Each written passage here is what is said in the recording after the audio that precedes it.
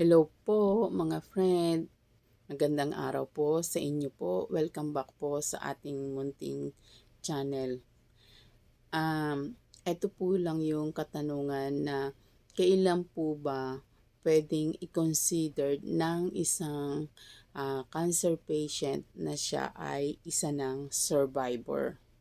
Kailangan ba na maka 5 years muna siya ng kanyang buhay after na ma-diagnose siya na cancer patient na siya bago niya ma-considered ang sarili niya bilang isang survivor?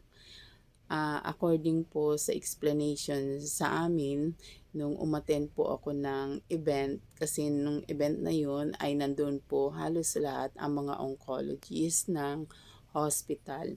At ang explanation po nila na kaming mga cancer patient, we considered ourselves as a survivor kapag ho na napas po namin yung or nakasurvive po kami sa, let's say, halimbawa, nag-undergo po ako ng surgery. I can consider myself as a survivor kasi nalagpasan ko po yung surgery. Alam naman po natin na ang surgery ay hindi po biro.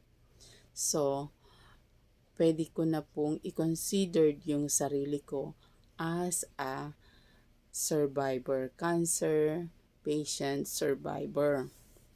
And also, pag na-survive ko po yung chemotherapy, ako po, nag-undergo po ako na ng chemotherapy, and then nakasurvive po ko, nalagpasan ko po yung hirap, yung mga side effects ng chemotherapy, I can also consider myself as a cancer patient survivor.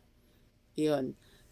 And then, kapag na, halimbawa, yung radiation, kasi ako po, hindi ako nag-radiation eh. Pag na lagpasan po yung radiation, also po, mako-consider din as a cancer survivor. Pag yung mga treatment na nagawa po sa isang pasyente at yun po ay nalagpasan po, ay pwede na pong i-consider ng isang cancer patient ang kanyang sarili as a survivor. Hindi po kailangan ng mga makapag 5 years po before pwede niyang sabihin ang sarili niya na survivor. Yun po. Pagka nakalagpas po kayo dun sa surgery, pwede niyong sabihin na survivor na.